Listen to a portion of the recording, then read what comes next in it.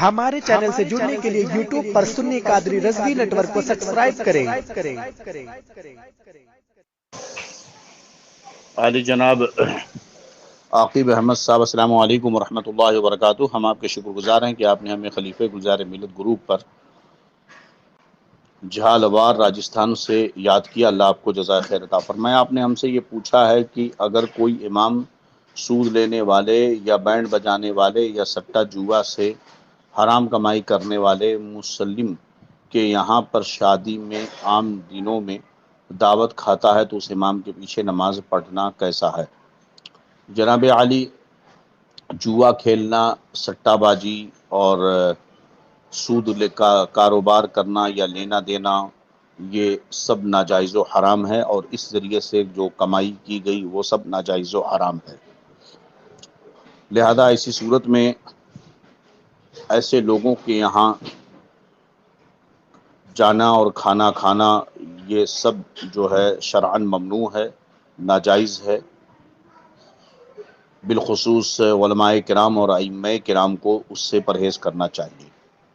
رہا یہ کہ امام نے ان کے گھر کھانا کھایا تو اگر ان کی آمدنی کا کوئی اور دوسرا ذریعہ نہیں ہے، صرف اور صرف یہی ایک ذریعہ ہے، اور امام نے جانتے ہوئے بھی اس کے یہاں کھانا کھایا تو اس کے اوپر توبہ لازم ہے، اور اگر وہ توبہ نہ کرے تو اس کے پیچھے نماز جائز نہیں ہوگی۔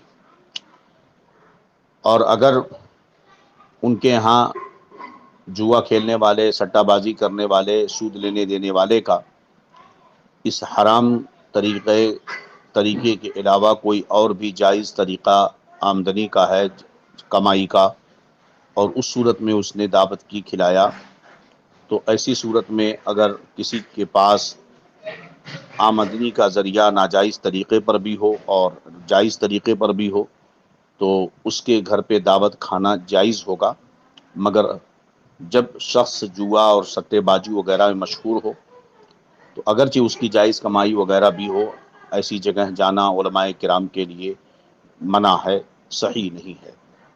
بہرحال اگر کوئی طریقہ جائز کمائی کا نہیں ہے تو ایسی صورت میں کھانا ناجائز و حرام اور توبہ لازم ہوگی، اور اگر کوئی دوسرا طریقہ جائز ہے کمانے کا اور ایسی صورت میں اس کے گھر پہ کھانا کھا لیا تو یہ ہمارے فقہا نے اسے جائز قرار دیا ہے، مومن مسلمان کے تعلق سے حسن ظن کرتے ہوئے کہ اس نے جو کھلایا ہوگا وہ حلال کمائی کے پیسے سے کھلایا ہوگا۔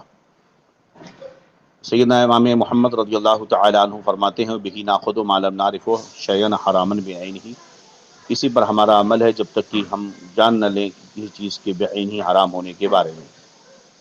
لہذا جائز طریقہ آمدنی حرام کو چھوڑ کر کے بھی ہے اگر تو جائز ہوگا، ورنہ جائز نہیں ہوگا۔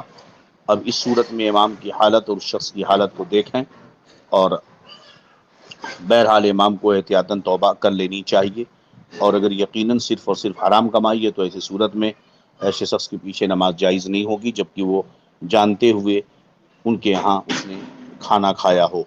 ھذا ما عندی واللہ اعلم بالصواب۔ السلام علیکم ورحمۃ اللہ وبرکاتہ۔